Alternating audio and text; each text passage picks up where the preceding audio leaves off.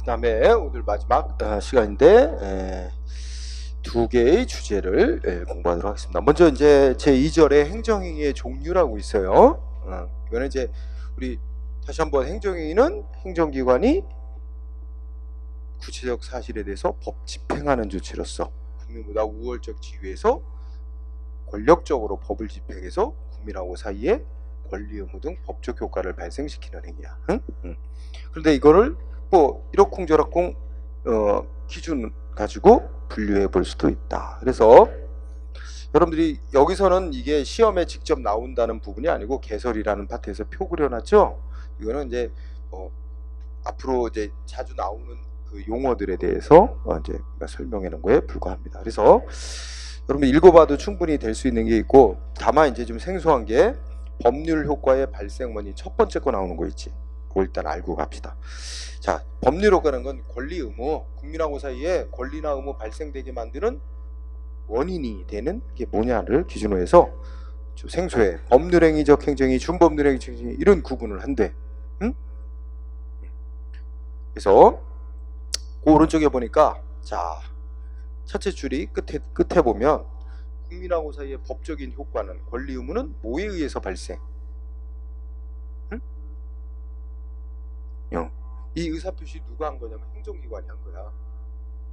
행정기관이 상대방 국민하고 사이에 어떤 권리를 생기게 하겠다, 어떤 의무를 생기게 하겠다, 행정기관이 그런 의사를 표시한 거야. 그리고 행정기관이 의사 표시한 내용대로 상대방 국민하고 사이에 권리 의무가 발생하는 그런 행위를 법률행위적 행정이라고 칭하기로 하는 거야. 반면에 준법률행위적 행정에는 준자가 하나 더 붙었네. 그거는 국민하고 사이의 권리 의무 같은 법적인 효과가 발생되게 만드는 원인이 뭐래?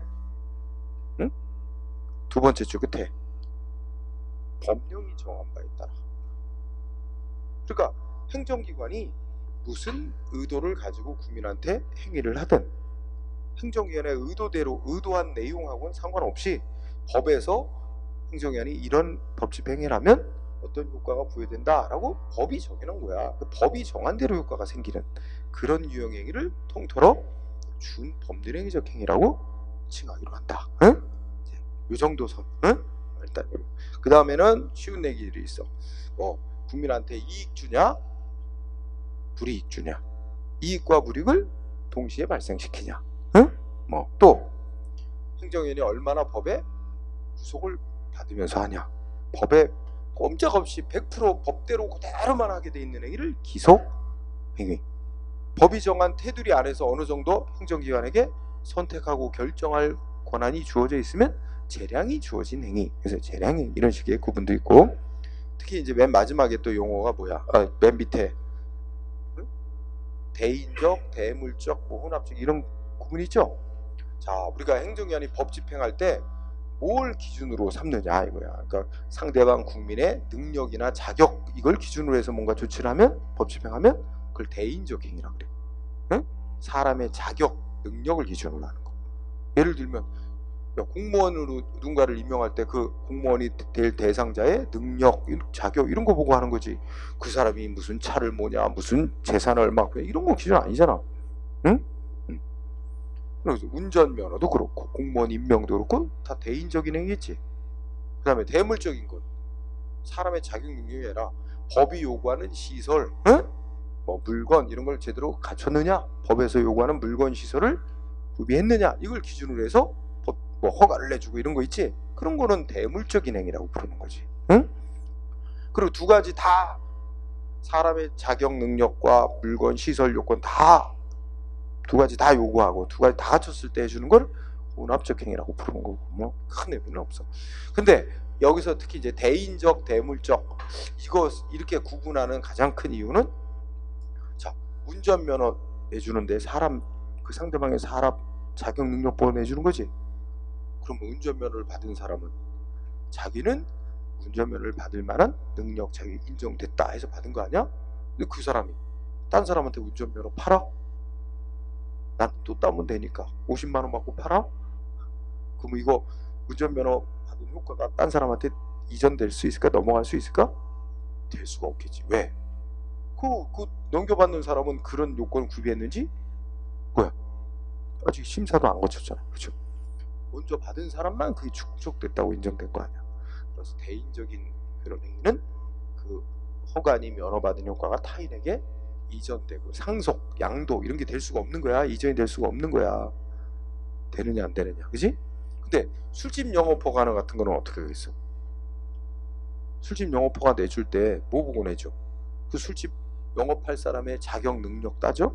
안 따져. 거기가 술집이 영업이 허용되는 장소인가? 응? 그리고 시설, 뭐 법이 요구하는 시설 기준 구비했는 거 뭐 이런 거 보고 허가 내주는 거지. 사람 안 따진단 말이야. 그럼 뭐 술집 영업 허가 받은 사람이 허가를 받아 영업하다가 어떻게 할 수 있어? 그렇지.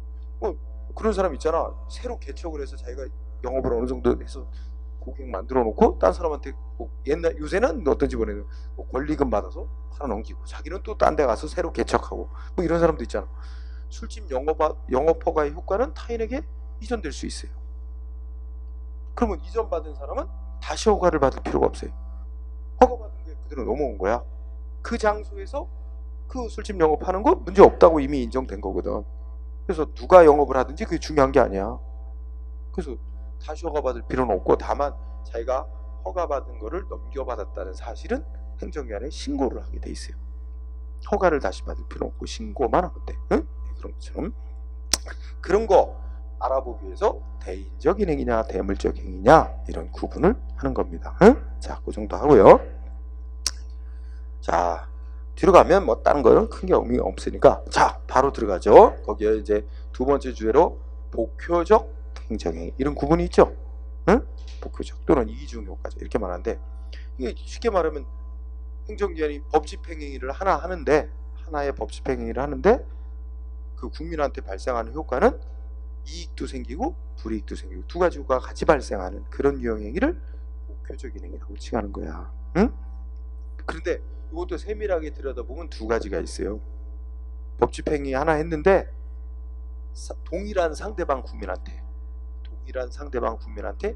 이익을 주로 주면서도 뭔가 불이익이 곁들여지는 게 있겠지. 응? 뭐 예를 들면 뭘 허가니 뭘 내달라니까 허가를 내주면서 뭐해? 한 달에 얼마씩 내라 뭐 이렇게 하는 경우는 이익을 주로 주면서 의무를 덧붙인 거야. 뭘 내야 되는 뭐 이런 것도 복효주의지. 그런데 우리의 관심사는 주된 관심사는 그건 아니야. 어떤 거냐면 법집행위 하나를 하는데 그 조치를 해서 어떤 한쪽 사람한테는 이익이 되고 어떤 다른 사람한테는 불이익이 되고 이게 이제 오늘날의 주된 관심사야. 지금 말한 요런 효과를 갖는 행위를 특히 제3자에게도 효과가 발생하는 행위라 해서 제3자 요행이라고 칭해요. 응? 복효적인 게 두 가지 유형이 있을 수 있다는 거 이해하죠? 그 중에서 예를 들면 제3자 유행이 그러면 어떤 게 있을까? 여러분 살고 있는 동네에 응? 어떤 사람이 거기다 공장 짓는데 그 여러분이 여러분 살고 있는 동네 주변에 그 사람이 그 동네 주변에다가 공장 건축하겠다고 공장 건축허가 신청을 했어요. 행정에 공장 건축허가를 내줘 그 사람한테. 그러면 그 사람은 허가 받았으니까 이익이지만 여러분들은 공장 때문에 나오는 소금 먼지 이것 때문에 불이익 당한단 말이에요. 안 그래요? 그럼 그 공장 건축허가 조치가 허가를 신청해서 받은 상대방한테는 이익이 되지만 인근 주민 같은 제3자 입장에 있는 사람한테는 불이익이 되는 조치. 그러면 당장 무슨 문제가 생겼어? 뭐 주민들이 들고 일어나서 그 허가받은 그 사람한테 허가 내준 조치 주민들의 이익을 침해하니까 위법이다 취소해라 막 소송하고 막 난리난단 말이야. 응? 이게 오늘날의 주된 관심사야. 그래서 우리도 이제 쌍가로 2번으로 내려가서 3자의 행정행위다 초점을 둬서 공부하는 거야. 응? 가장 주된 관심사는 옛날에는 행정작용, 행정행위, 행정조치 공부하면 상대방 국민하고의 관계에서만 주로 이제 법적으로 논의를 했는데 오늘날은 아주 이해관계가 복잡해지면서 이제 이 어떤 행정조치로 인해 불이익이 있게 되는 이 인근 주민 같은 이제 3자 입장에 있는 사람들이 어떻게 법적으로 보호할 거냐 이게 주된 관심사가 되고 있어요. 응? 당장 이웃 간에 바로 이웃하고도 다툼이 나요. 응? 옆집에 건축허가를 내줬다 이거야. 내가 살고 있는 옆집에 건축허가를 내줬는데 응? 그죠? 근데 이거 법에 어긋나는 건축허가를 내줬다. 바로 옆집에서 막 응? 그 건축허가 내준 거 취소해라 하고 싸우고 한단 말이야. 그게 다 3자요 행정이에요. 관련된 문제죠. 그래서 관심사는 어떤 행정조치, 행정행위로 인해 불이익이 있게 되는 제3자의 보호 문제, 이게 주된 관심사다 할 수 있는 거죠. 그래서 이제 여기에 의의에서 이제 여러분 지금 읽은 걸 지금 말한 걸 토대로 읽어보면 이해할 수 있으니까 동그라미 3번에 보면 요 말이 나온다. 자, 제3자의 행정행위라는 게 등장하게 된 배경은 행정소송의 원고적격 확대 경향과 밀접한 관련이 있다. 이 얘기 알아두자. 그러니까 원고적격은 소송 제기할 수 있는 자격이라고 생각하자. 응? 그러면 아주 옛날에는 행정기관이 법 집행하면 그 상대방하고의 관계에서만 이게 법적인 얘기를 했다 그랬지, 그러니까 상대방이 소송할 수 있는 거냐 없냐 이런 문제는 얘기했는데, 오늘날에 와서는 인근 주민이 제3자 입장에 있는 사가 누군가한테 해준 조치에 대해서 자기들의 이익을 침해하는 조치다, 위법이니까 취소해라, 이렇게 소송할 수 있는 자격이 인정되느냐가 주된 관심사야. 그런데 결론적으로는 관련 법을 봐야 돼. 그 법이 그 주민들의 이익도 보호하고 있는지 이런 걸 따져봐가지고, 그러면 누군가한테 행정기관이 건축허 같은 걸 내줘가지고 그 주민들이 피해를 봤다고 하는데, 그 피해, 불이익이 법에 의해서 보호되고 있는 이익을 침해당한 거냐 아니냐에 따라서 그 인근 주민이 소송할 자격이 인정되기도 하고 안 되기도 해. 근데 이제 점점 넓게 인정해 가려는 추세. 과거에는 인정 안 하다가 그런 얘기가 쓴 거야. 그래서 동그라미 3번. 그래서 주된 관심사는 이제 3자의 보호죠. 불이익 받는 제 3자를 어떻게 보호해 줄 건가 하는 문제인데, 동그라미 1번은 예를 들어서, 자, 이미 여러분들이 살고 있는 거주지 부근에 공장이 들어섰는데, 공장이 예전부터 있었는데 공장에서 소음 먼지 엄청내. 그리고 여러분들이 이 더운 여름에 창문도 못 열고 살아. 그럼 어떻게 될까? 법을 찾아보니까 관련 법에 이렇게 그 공장에 소음 먼지 많이 내서 주민들에게 피해가 될 때는 주민들이 행정기관 그러면 행정기관은 그 공장에 대해서 무슨 조업 중단 조치를 취할 수 있다, 이런 식으로 돼 있어 법이. 소음 먼지를 일정 기준치 이상으로 공장에서 내뿜으면 행정기관은 단속 조치할 수 있다, 조업 중단시키고 이렇게 할 수 있다고 돼 있어. 그래서 주민이 심해갖고 행정기관에게 요청해? 저 공장 조업 중단시켜달라. 이거 여러분들이 행정기관에 신청할 권리 대부분이 있어요. 물론 다 법 규정 따져보고 판단을 해야 되지만 대부분 인정됩니다. 그게 바로 이제 동그라미 1번에서 불이익 받는 제3자가 뭐 할 수 있어?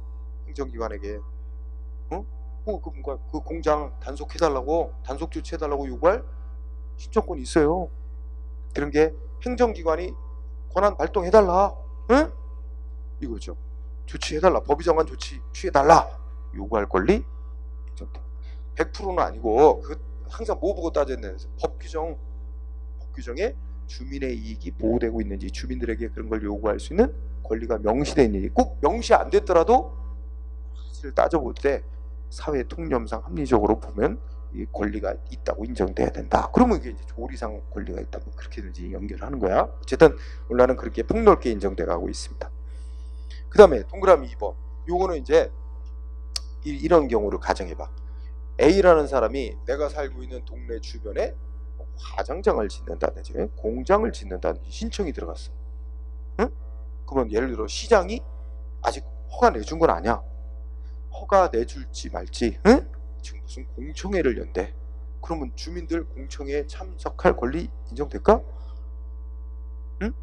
인정될 수 있어요.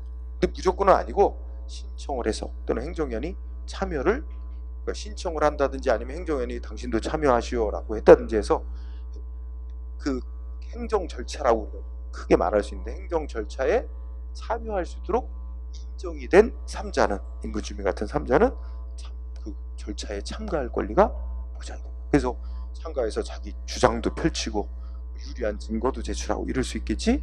그래서 무조건 되는 게 아니라 거기 보면 첫째 줄에 보면 행정청의 직권 또는 신청에 의해서 행정청이 참가하도록 허가 결정을 내준 제3자는 할 수 있습니다. 크게 보면 인정되고 있다 이렇게 말할 수 있는 거야. 그 다음에 동그라미 3번을 또 보면 이거를 한번 봐봐. 자, 그러면 시장이 있다고 치자. 시장이 A라는 사람부터 신청을 받아서 공장 건축허가를 내준다고 치자. 공장 건축허가 처분을 내준다. 그런데 자, 시장은 신청한 A한테 공장 건축허가 내준다고 문서로 통보합니다. 응? 그런데 여기 인근 주민 제3자한테 A에게 공장 건축허가 내줬다고 통지해 줄까요? 안 해줄까요? 이 주민들한테도, 이 공장 건축허가 때문에 불이익 받는 인근 주민들한테도 A에게 공장 건축허가 내줬다는 걸 통지를 해야만 공장 건축허가 효력이 발생하는 거냐? 우리나라는 아니에요. A한테만 공장 건축허가 내준다고 통보하면 효력이 생겨요. 건축허가의 효력이 발생하는 거야. 응? 즉, 그 동그라미 3번 보면 첫째 줄 끝에 3자한테 행정기관이 통지하도록 의무 규정이 있대 없대? 없어요. 통지 안 해도 효력이 발생하는 데는 문제가 없어요. 응? 그렇죠? 그래서 뭐 이런 하나하나의 사실, 응? 뭐 출제하면은 반대로 통지하도록 규정하고 있다. 우리나라도 뭐 그런 식으로 낸단 말이야. 그 점은 유의. 그 다음에 4번은 뭘 말하는가? 아, 여기 뭐 직권 취소 처리하는데 이게 한 번 했던 행위를 잘못됐다고 취소하거나 잘못된 건 아니지만 계속 유지시키는 것이 타당하지 않다. 그래서 장래를 향해 없애는 게 이제 철회인데, 이렇게 취소하거나 행정기관이 철회하는 거 할 때 뭐 고려해야 돼? 제3자의 이익도 고려해서, 이익이나 불이익도 고려해서 합리적으로 결정해야 되는 제한을 받는다 이거지. 응? 예를 들어서 동네에 그 운행하는 마을버스가 있는데 마을버스 뭐 잘못됐다고 뭐 위반했다고 영업정지하거나 그 마을버스 운송사 면허내줬다고 박탈하는 거 함부로 해서는 안 되겠지. 왜냐면 주민들의 이해관계도 고려를 해야 되기 때문에. 그렇지 않나요? 그런 얘기를 하는 거고. 그 다음에 동그라미 5번인가? 제3자의 불복고지 신청권이라고 있지. 그럼 또 여기로 돌아가보자. 시장은 A한테 공장 건축허가 내준다고 문서로 통보. 근데 주민들은 통지 안 받아, 못 받아. 주민들이 뒤늦게 알았어. A에게 공장 건축허가 내줬다는 걸 시장이 뒤늦게 알았어. 그래서 야, 이거 법적으로 싸워야 되는 거 아니냐? 근데 이거 법원에 소송을 제기할 수 있는 건지, 아니면 법원에 소송 가는 거 말고 이제 상급기관, 상급 행정기관에다가 이거 잘못해 주시니까 취소해달라 이렇게 또 신청하는 제도가 있는데, 그런 게 행정심판이라고 하는 제도가 있어. 근데 그거가 가능한 건지 아닌지 잘 모를 수 있잖아. 그래서 물어봐, 인근 주민이 시장한테, 야, 이 A한테 공장 건축허가 내준 거에 대해서 행정심판을 청구할 수 있는 거냐, 뭐 소송을 제기할 수 있는 거냐, 이런 거 알려달라고 요구할 권리가 있어요. 알려달라고 요구하면 시장은 알려주도록 돼 있어요, 지체 없이. 그게 바로 제3자가 뭐야? 알려달라고 요구할 권리가 법으로 보장돼 있어요. 응? 그 얘기하는 거예요. 자, 그 다음에 동그라미 6번. 행정심판을 청구할 수 있는 자격, 소송을 제기할 수 있는 자격을 각각 청구인 적격, 원고 적격 이러는데, 자, 이 인근 주민들 소송을 기준으로 하면 행정소송 제기할 수 있는, 아무나 행정소송 제기할 수 있는 게 아니에요.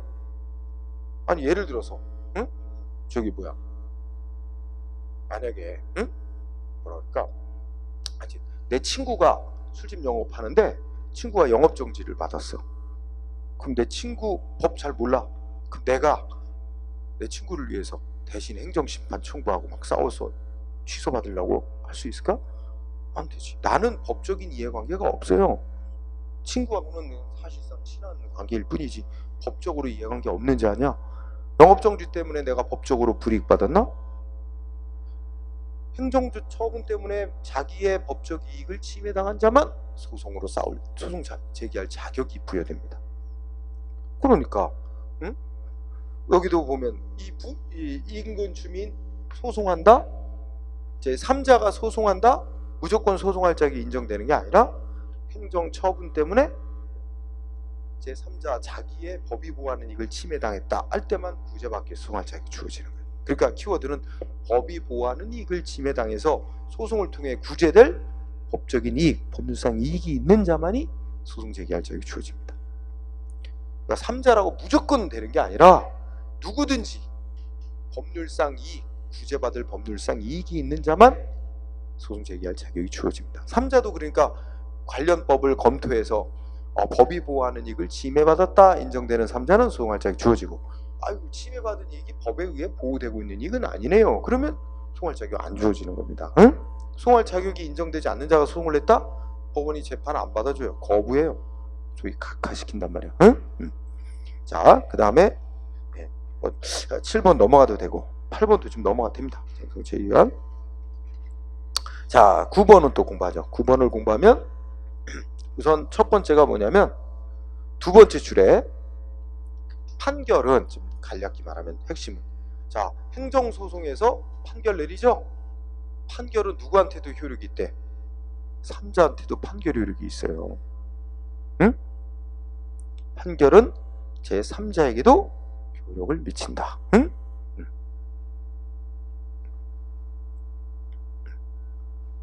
자, 그러면 예를 들어서 이거 이렇게 한번 생각해보자. 요거를, 자, A가 공장어축허가 내달라고 신청을 했다. 그런데 시장이 공장어축허가를 거부하는 조치를 했어요. 응? 거부하는 조치를 했어. 그랬더니 A가 소송으로 싸워. 응? A가.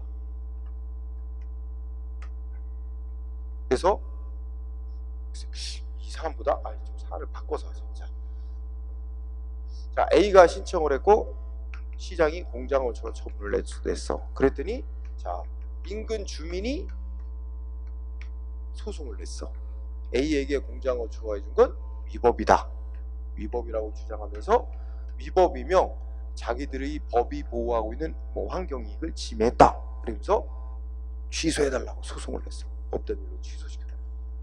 그래서 상대방은 소송의 피고는 시장이고 소송 제기한 원고는 인근 주민이야. 근데 여기서 뭐라고 판결하느냐? 맞다. 이거는 위법이며 인근 주민의 법이 보호하는 이익을 침해한 조치다.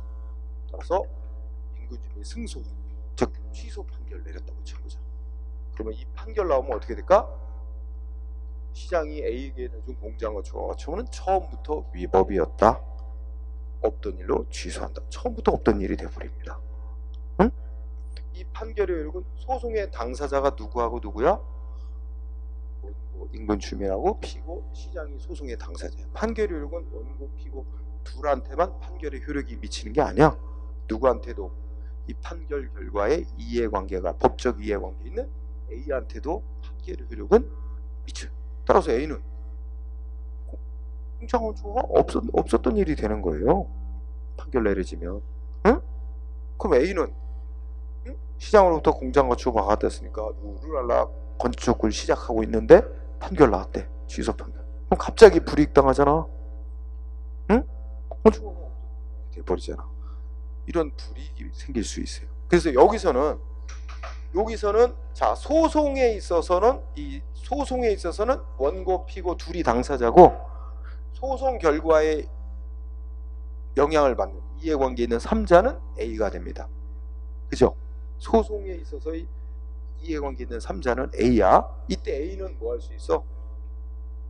네, 첫 번째, 판결 나오기 전에 이 소송에 나도 할 말 있다. 나도 주장할 거 있다. 법원에 신청해서 소송에 참여할 수 있어요. 그래서 자기한테 유리한 주장을 할 수 있어요. 판결 나오기 전에. 응? 그래서 자, 여러분 논리적으로 키워드 판결의 효력은 누구한테도 효력이 됐다 그랬어? 제3자에게도. 여기서 3자는 소송에 있어서의 3자야. 소송의 원고, 피고 말고 판결 결과에 영향받는 제3자에게도 판결의 효력을 미치게 돼 있단 말이야. 그러면 그 다음에 중간 단계는, 그래서 이 제3자는 자기에게 불리한 판결이 나옴으로써 예상치 못하게 불이익당할 위험이 있다. 그래서 그 3자를 보호하기 위해서 어떤 제도가 있어? 응? 넷째 줄 끝에 행정쟁송에 참가할 수 있다. 쟁송이라는 건 행정심판하고 행정소송을 묶어 말하는 건데 그냥 소송이라고 생각해도 돼요. 응? 소송에 참가할 수 있다. 이 참가하는 건 이제 판결 나오기 전에 자기 의견 내는 거지. 자기에게 유리한 판결 나오도록 하기 위해서. 그죠? 소송에 참가할 수도 있고, 또 뭐가 삼자한테 보호 인정돼? 또 다섯째 줄에 보면 근데도 저 무슨 판결 났어? 건축허가처분 취소한다. 응? 이 판결이 나옴으로 인해서 자기의 판결로 인해 권리이익 침해를 받은 삼자는 자기에게 책임 없는 사유로 소송에 참가하지 못함으로써 판결의 결과에 영향을 미칠 공격 방어를 못한 때는 확정된 종국 판결에 대해서 재심을 청구. 자, 밑줄 재심 청구할 수 있어. 재심 청구. 판결 나온 거에 대해서 재심을 청구할 수 있대. 확정된 판결 나온 거. 그런데 자, 하나 중간에 걸 잘 곁들여야 돼.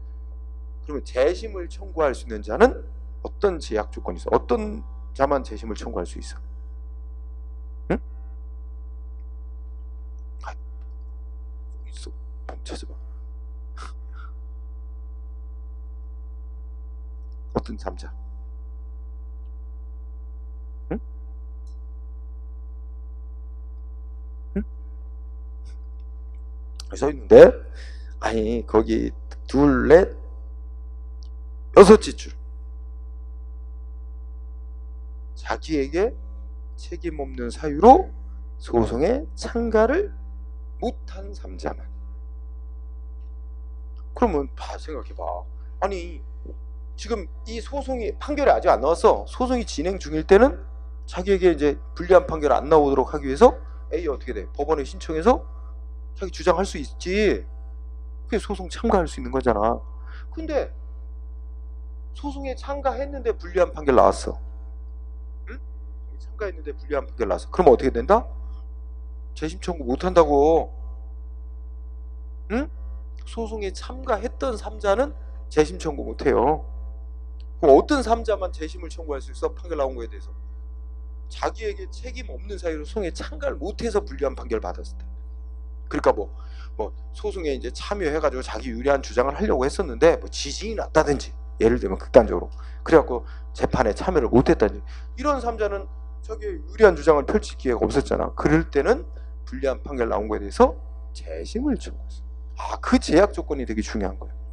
제3자라고 무조건 판결 나온 거에 재심을 청구할 수 있는, 이게 이제 허용되는 게 아니라 자기에게 책임이 없는 이유로 소송에 참여를 못한 삼자만 불리한 판결 나온 거에 대해서 재심을 청구할 수 있도록 허용하고 있습니다. 응? 자, 다시 정리하면, 자, 소송 결과에 이해관계가 있는 제3자는 아직 판결 나오기 전에는 불리한 판결 나오는 걸 방지하기 위해서 소송에 참가를 할 수 있는데, 그죠? 할 수 있도록 하고 있다.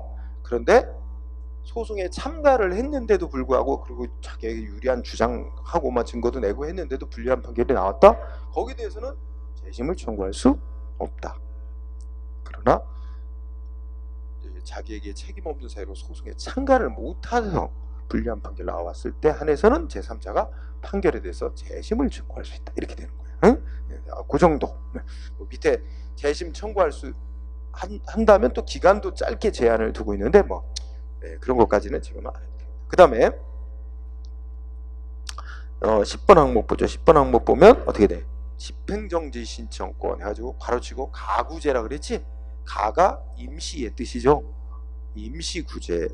임시구제 제도로 논의되는 것이 두 가지 정도 있는데, 그 중에 이제 집행정지라는 게 있어요. 응? 그럼 이거 한번 생각해보자. 야, 내가 살고 있는 집인데 당신 집 불법 건축된 거야. 응? 묘법 건물이야. 그러면서 뭐해? 철거하래. 언제까지? 나는 철거당하면 나한테 갈 데도 없는데. 난 황당해. 우리 집이 불법 건축물이라고? 언제까지 철거하라고? 그래서 난 그러면서 뭐라고 하냐면, 언제까지 기간 줄 테니까 그 기간 안에 자진 철거를 안 하면 강제 철거 들어오겠대. 이 조치를 받았어요. 통보를 받았어. 그럼 나는 아무리 생각해도 나는 위법 건물 아닌데 다 적법하게 건축된 건데 왜 이러지? 따졌는데도 아니래. 행정기관 와서 따졌는데도 아니래. 방법은 이제 소송 가는 길밖에 없어. 그래가지고 내가 뭐야? 이 철거하겠다는 이 조치는 철거하겠다고 통보한 건 이거는 위법이다. 응? 행정기관이 철거하는 조치는 위법이다. 나는 적법한 게 지은 건데. 그래갖고 철거하라고 의무부관 철거명령 취소해라 소송을 냈어. 철거 명령 및 철거하겠다고 통보한 조치 취소하라. 근데 재판이 금방금방 하나? 최소 아무리 빨라도 6개월 판결 나오려면 1년 정도 걸립니다. 그런데 그럼 판결 나올 때까지 행정기관은 철거 안 하고 멈출까요? 아니요. 우리나라 원칙은 그 소송 냈다고 해서 행정기관의 조치가 멈추지 않는 걸 원칙으로 해요. 그럼 어떻게 돼? 나는 소송을 내놨지만 재판이 진행되지만 행정기관은 언제까지 철거해라 기간 줬잖아. 그 기간 안에 철거하면 강제 철거한다 그랬거든.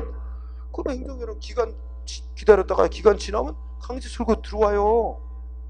그러면 재판은 재판대로 진행 중인데 이미 와서 건물 때려 부쉈어. 그러면 뭐야? 나는 뭘 청구했는데 법원에 철거하려는 조치 못하게 막아달라는 거 아니야? 철거 조치 위법이라고. 철거되는 걸 막기 위해서 싸운 건데 이미 철거가 끝나버렸어요. 그러면 어떻게 돼? 나는 그 소송은 의미가 없잖아. 철거하려는 조치 취소시켜달라는 거는 의미가 없어요. 이제 남는 구제 방법은 뭐야? 또 싸워야 되는 거야. 이미 철거는 끝났고. 그러면 행정기관의 이 철거 명령서부터 이 실제 철거 행위 자체가 다 위법이었다. 그래서 뭐야? 나는 철거되는 피해를 입었다. 뭐 해야 돼? 돈으로 손해배상 청구. 그래서 돈으로 배상받는, 이기면 돈으로 배상받는 것밖에 안 남아요. 철거되는 걸 막을 수는 없잖아. 막 끝났잖아 이미. 그치? 바로 그런 문제점이 있죠. 만약에 그렇다면 재판은 장기간 진행되고 행정기관의 조치는 소송 재판을 청구했다는 이유만으로 멈추는 게 아닌 게 원칙이고, 뭐 이런 문제가 있어서 그런 간극을 해결하기 위해서 내가 취소해달라고 철거 명령 및 이거 취소해달라고 소송을 내고 판결 나올 때까지 뭐 해달라고 법원에 신청해? 행정기관의 철거 조치 멈춰달라고 법원에 신청할 수 있어요. 그게 집행정지해달라는 거야. 행정기관의 철거 집행조치 판결 나올 때까지 멈추라고 그 좀 결정 좀 해달라. 법원에다 신청. 응? 그럼 법원이 야 이게 철거 명령 위법인지 아닌지 판단하는 데는 한참 걸리는데 그 사이에 행정기관이 철거를 해버리면 이게 상대방이 이제 회복할 수 없는 손해가 생길 수도 있다. 이럴 때는 먼저 이거 급박한 것부터 먼저 결정을 내려줘요. 그래서 야 행정기관 후속 조치 하지 말고 기다려. 정지시키는 결정을 먼저 내려줘요. 그러면 행정기관은 멈춰야 돼. 그리고 이제 철거당할 위험은 일단은 없어졌으니까 안심하고 재판을 쭉 해서 승소하면 철거 안 당하는 거고, 지면 이제 그 다음에 판결 나오면 진 판결 나오면 행정기관은 철거를 계속 할 거고, 그죠? 그래서 재판이 장기간 진행된 거에 대비해서 상대방이 나중에 재판에서 이기더라도 회복하기 어려운 손해가 생길 수가 있어. 그런 걸 막아주기 위해서 임시 구제제도로서 얘기하는 게 집행정지해 주는 겁니다, 법원이. 응? 그러면 자, 제3자도 집행정지라는 걸 신청할 수 있느냐? 그럼 여기서 이 소송을 잘 봐. 이 소송에서 자, 시장이 A한테 공장 거주호가 내줬다 그랬지? 그때 인근 주민들이 그 위법한 공장 거주호가 때문에 자기들 불이익 입는다고 취소시켜달라고 소송을 냈어. 이 소송 장기간 진행이 된단 말이야. 그 사이에 시장이 A한테 공장 거주호가 내준 건 재판 A 인근 주민들이 소송 내는 것만으로 멈춰? 안 멈춰. 그러면 A는 어떻게 돼? 공장을 짓지. 그래서 공장 한 3개월이면 3개월도 아니야. 한 달이면 다 지을 수도 있어. 그래요. 그 공장 다 지어버리면 재판은 공장 거주관 해준 거 취소해달라고 소송을 냈는데 재판 진행하는 중에 A가 공장 다 져버리죠? 그러면 어떻게 되는지 아세요? 이미 공장이 다 완공돼 버린 뒤에는 공장 건축허가 내준 거 취소한다고 하는 게 의미가 없어요. 응? 주민들은 여기가 공장이 들어서는 걸 막으려는 거거든. 그런데 이미 공장은 다 완공됐고, 다만 공장 건축허가 내준 거 취소한다고 승소 판결을 받아내도 이 건물은 덩그러니 있고 공장 건물은 그 건물은 불법 건축물로 남아있을 뿐이게 되는 거예요. 공장 건축허가는 취소를 해주더라도 그럼 그 지어진 공장은 불법 건축물로 남아있게 돼요. 취소해달라는 소송만으로는 아무것도 구제되는 게 없어요.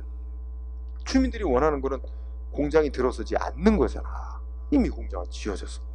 그러면 공장건축가 취소 판결을 받아내도 그 공장건축가는 위법한 건축허가였다 해서 없애버릴 뿐이고 불법 건축물로 남겨지게 되는 거야. 따라서 이런 경우는 허가 취소되려는 소송은 소송에 실익이 없어. 우리가 그런 걸 소의 이익이라고 하는데 그 재판할 실익이 없다고 해서 각하돼요. 응? 결국은 그 다음에는 이 인근 주민들이 해야 하는 건 이제 행정기관하고의 관계는 끝났어요. 그럼 뭐 해야 되냐면 이 A를 상대로 이거 철거 민사소송으로 싸워야 돼. A 철거 시켜달라고 A 공장. 이 방법으로 또 싸워야 됩니다. 응? 자, 그런 문제가 생기니까 뭐가 필요할까? 인근 주민들이 취소해달라고 소송 내면서 이거 판결 나오려면 장기간 걸리니까 그 사이에 A가 공장 다 지어버릴 수 있다. 그러니 뭐야? 이 시장이 내준 공장 건축허가 효력이나 집행을 판결 나올 때까지 정지시켜달라. 정지하는 결정을 빨리 내려달라. 법원에 같이 신청할 수 있어요. 그래서 플러스 뭐 효력이나 공장 건축허가 효력이나 후속 집행을 정지시켜달라. 이거를 같이 해야 될 필요가 있어요. 이걸 빨리 같이 하면 법원이 이거부터 먼저 급하니까 심사해서 정지 결정을 내려주면 A는 공장을 짓다 중단해야 돼요. 그리고 승소하면 되잖아. 그지? 이게 바로 꼭 필요하죠? 그런데 그러면 인근 주민 이미 내가 결과적으로 했는데 인근 주민이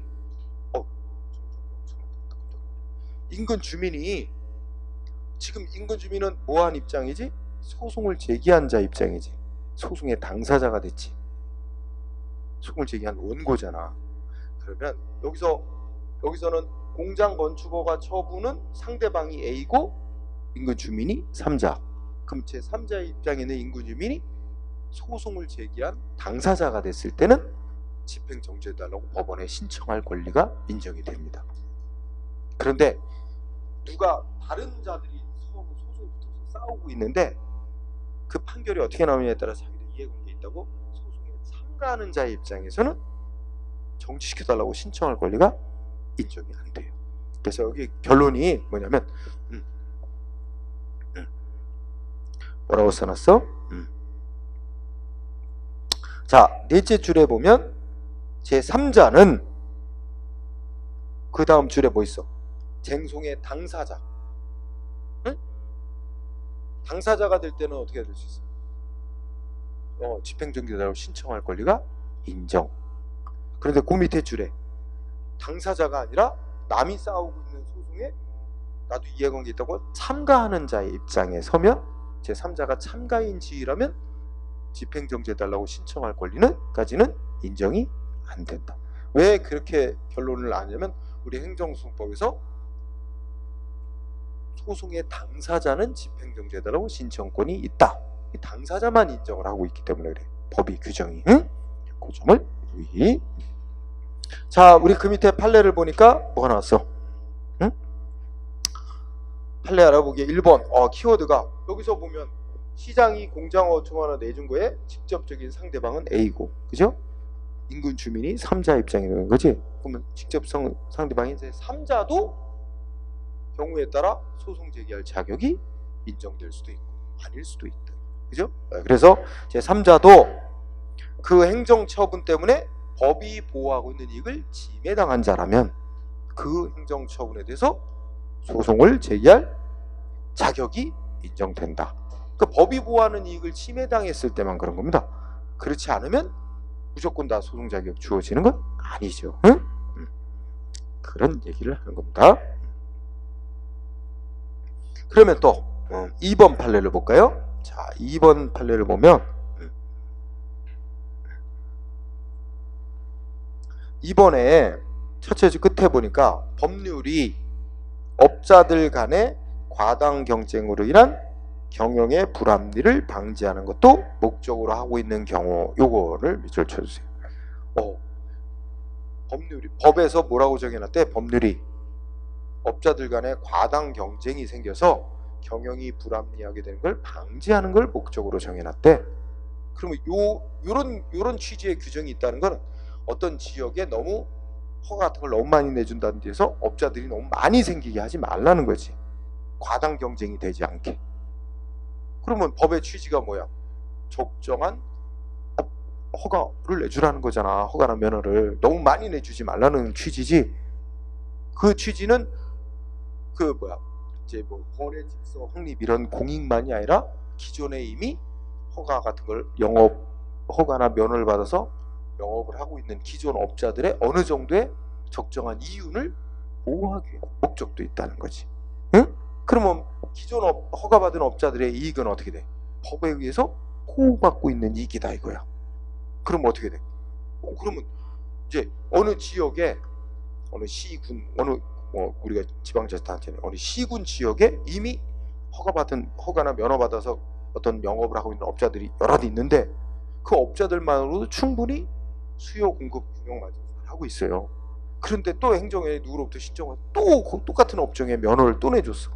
그러면 그 면허 새로 내준 거에 대해서 기존에 영업하던 자들이 아니 우리 기존의 업자들만으로 충분히 수요 공급 다 맞추고 충분한데 왜 또 신규 면허를 또 내주냐고.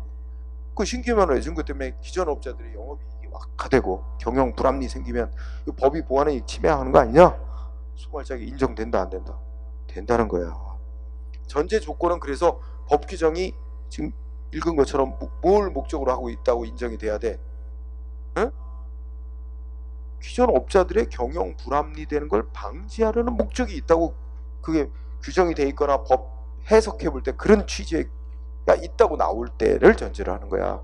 그럴 때는 기존의 그 지역에 있는 업자들의 이익은 법이 보호하고 있는 이익이라고 봐야 되니까 거기다가 새로 또 누군가한테 면허 내주면 기존 업자들은 뭐 할 수 있다? 자기들의 이익을 침해하는 신규 면허 내준 거다 해서 소송으로 다툴 자격 있다. 이게 한 문장이야. 어디까지? 밑줄 전까지. 즉 넷째 줄 앞머리 기존 업자나 여기서 끊는 거야. 그치? 그럼 기존 업자가 이건 기존에 이미 허가나 면허 받아 하던 업자가 신규 면허 내준 거에서 소송할 자격이 인정될 수 있다는 거지. 그 다음 문장은 이런 관계를 뭐라 하면 경업자 관계라 그래. 지금까지 얘기한 부분. 경업자 관계. 응? 이미 기존에 업자가 있는데 신규 허가나 면허 내주는 관계. 응? 그다음에 그 다음 문장은 뭐냐면 경원자 관계라는 한자말도 있지. 응?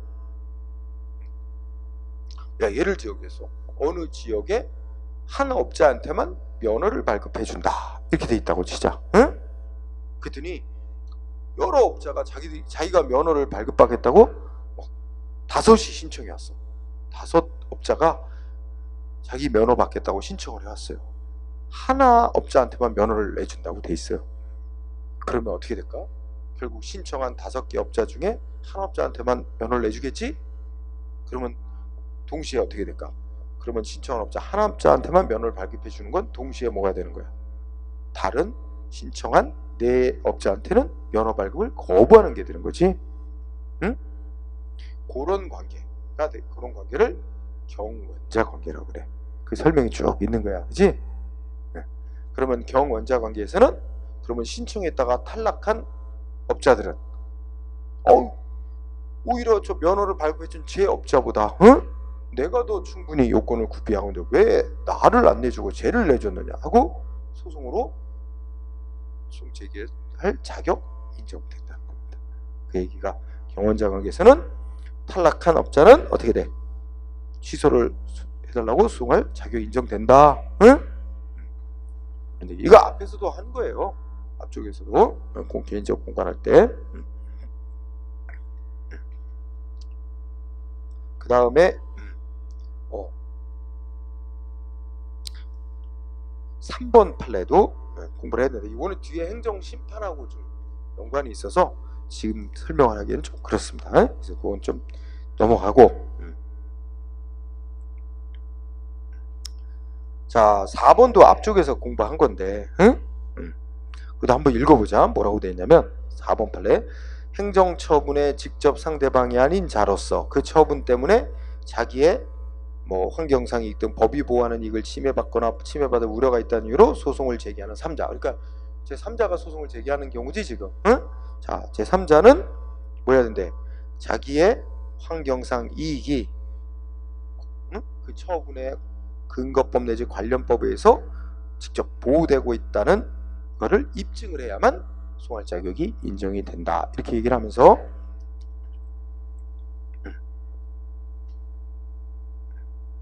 자, 둘로 나눠야 되는데 여섯째 줄 중간에 영향권의 범위가 구체적으로 규정되어 있는 경우, 그리고 또 하나 대별, 그 밑에 뭐 있어?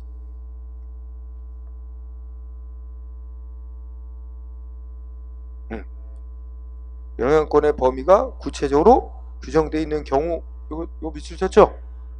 그 옆에 뭐야? 영향권 밖의 주민들이래. 응? 영향권 밖의 주민들. 이게 중요하다. 영향권 밖에 거주하는 사람들은 어떻게 해야 된대? 어떤 행정처분 때문에 그 처분이 있기 전과 비교하여 참을 수 있는 한도를 넘는 환경피해를 받거나 받을 우려가 있다는 자기의 환경상 이익에 대한 침해 우려가 있음을 뭐 해야만? 즉 입증을 해야만 수용할 자격 인정된다는 얘기입니다. 응? 그러니까 법에서 뭔가 뭐 예를 들어 공장 설립 허가를 내준다든지 그러면 그 공장이 들어설 지역으로부터 반경 몇 킬로 이내 환경에 미치는 영향을 평가하도록 법이 정하고 있다면 그 법이 정한 환경 영향 평가 지역 범위 안에 사는 사람들은 법에 의해서 당연히 환경상이 보호되고 있는 것으로 인정돼서 그 공장 설립 허가에 대해서 소송으로 다툴 자격이 있는데, 영향권 밖에 거주하는 주민들은 자신들이 법에 의해 보호되고 있는 이익을 침해받았다는 걸 본인들이 증명을 해야만 소송할 자격 주어진다. 응? 영향권 밖의 주민들, 이런 점에 포인트를 둬서 좀 읽어두면 될 것 같아요. 그리고 원래 목표는 기속행위, 재량행위 부분도 이제 목표였는데 아무래도 좀 조금 들러가게 됐네요. 그래서 다음 시간에 기속행위, 재량행위, 그 다음에 하명, 허가, 뭐 이런 내용별로 우리가 익숙한 단어 허가, 뭐 면제행위, 허가행위, 특허행위 뭐 이런 것들에 대해서 공부를 진행하도록 하겠습니다. 자, 오늘은 여기까지 하고 마치도록 하겠습니다. 수고했습니다.